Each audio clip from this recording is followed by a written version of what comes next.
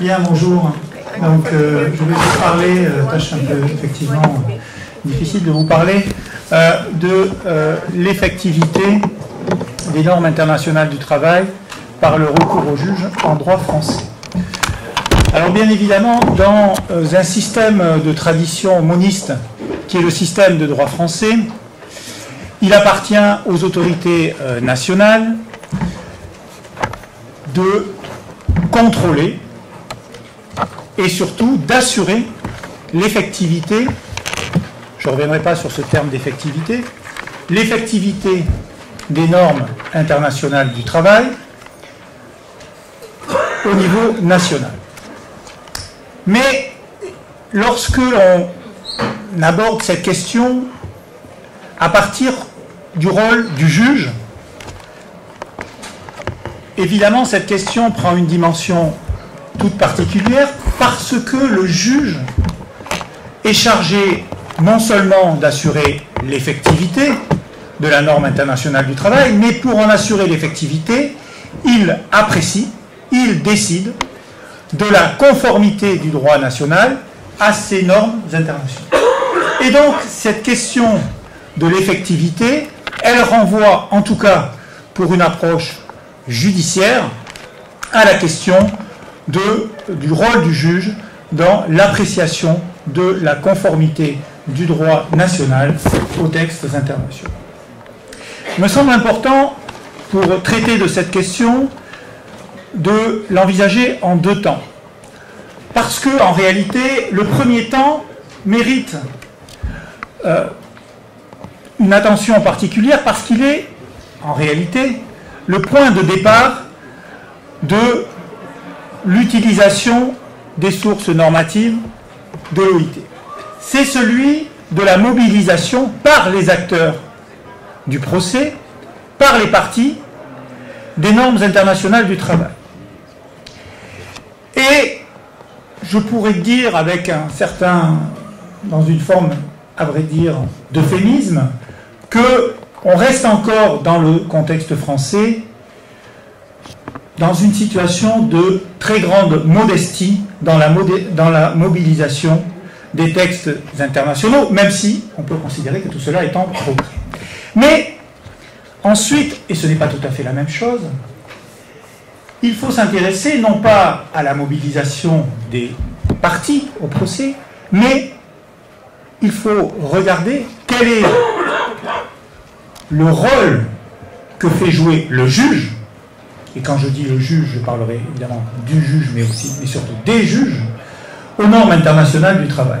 Et là, il faut s'intéresser plus particulièrement à l'efficacité conférée par le juge du travail aux normes internationales. Sur la première question, je vous avouerai que la situation est relativement difficile à appréhender, en tout cas pour ce qui est des juges du fond, puisqu'on aurait du mal à quantifier la mobilisation qui est faite devant les juges du fond par les parties des normes internationales du travail. Certes, on a vu qu'il y avait des vagues de mobilisation de certaines directives dans certains contentieux dont je reparlerai. Mais effectivement, il est très difficile, et il n'y a pas véritablement d'études sur cette question de degré de mobilisation des normes internationales du travail. De façon plus certaine, en tout cas, on peut essayer de quantifier la mobilisation qui est faite des normes internationales du travail devant la Cour de cassation et le Conseil d'État. Et là, je crois qu'effectivement, on ne peut que constater le caractère extrêmement modeste de la mobilisation des normes internationales. Ce que l'on peut dire, c'est que si l'on fait...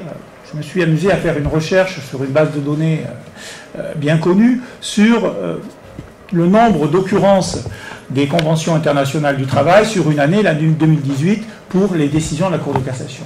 Et elles ne sont pas une quinzaine, vous n'avez pas une quinzaine de décisions dans lesquelles un moyen s'empare des normes internationales du travail. Alors, le plus souvent d'ailleurs, les normes internationales du travail sont mobilisées avec d'autres instruments internationaux et évidemment les normes européennes, mais aussi les normes qui relèvent du Conseil de l'Europe.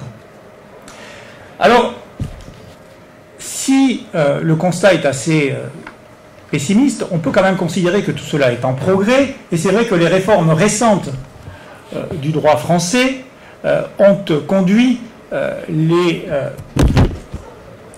juristes, y compris d'ailleurs la doctrine, à aller chercher dans les normes internationales du travail des éléments pour, en réalité, contrarier ces réformes et en tout cas soulever leur inconventionnalité. Donc, en réalité, la question est de savoir, je pense pas que je vous donnerai la réponse aujourd'hui, la question est de savoir, est-ce qu'on s'intéresse plus aujourd'hui aux normes internationales de façon générale dans les palais, ou est-ce que tout simplement, parce que nous sommes dans une situation où des réformes nationales mettent en péril, en tout cas remettent en cause des principes essentiels de notre droit, que l'on va chercher dans les normes internationales pour contrarier les positions nationales. Il y a aussi peut-être tout simplement un problème de connaissance des normes internationales du travail par les acteurs. Disons-le tout net, lorsque l'on regarde qui s'empare des normes internationales dans le débat judiciaire, eh bien, c'est bien évidemment du côté des salariés et du côté des organisations syndicales que l'on trouve les plus grands, j'allais dire, fervents de l'application du droit international.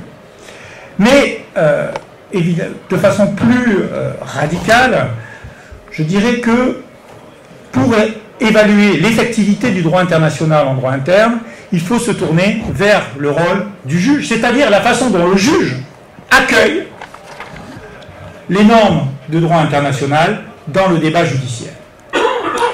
Et là, il faut s'intéresser à l'efficacité de ces normes.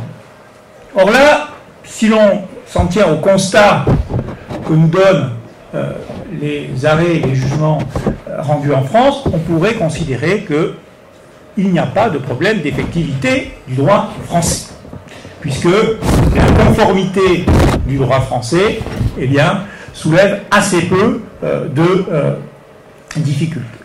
Et en réalité, ce n'est que de manière exceptionnelle, que les juridictions françaises font donner aux normes internationales du travail leur efficacité la plus radicale, c'est-à-dire un effet d'éviction de la norme nationale.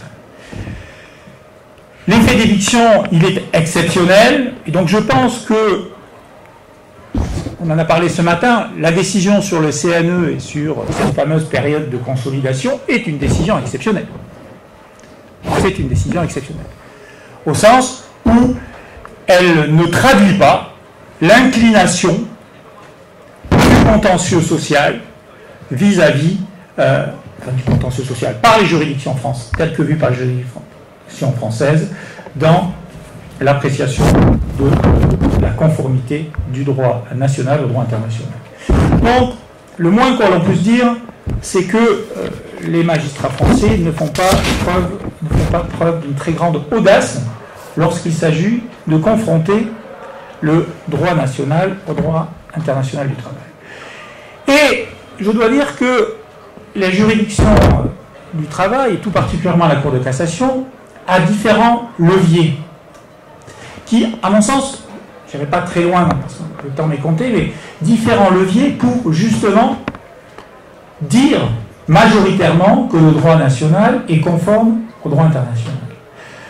Le premier, c'est tout simplement d'utiliser l'argument, le motif, de l'absence d'effet direct de la norme internationale qui est mobilisée devant elle. Et donc là, tout simplement, la Cour de cassation dit, faute d'effet direct, et tout particulièrement horizontal, eh bien, elle refuse d'exercer son contrôle de conventionnel.